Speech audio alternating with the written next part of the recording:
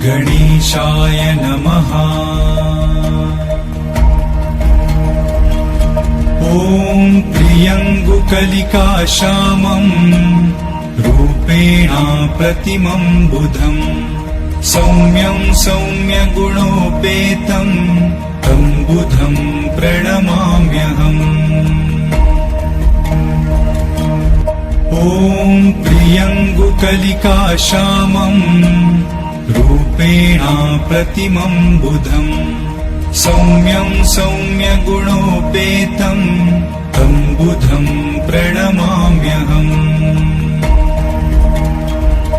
ॐ प्रियङ्गुकलिकाश्यामम् रूपेण प्रतिमं बुधम् सौम्यं सौम्यगुणोपेतं तं बुधं प्रणमाम्यहम्।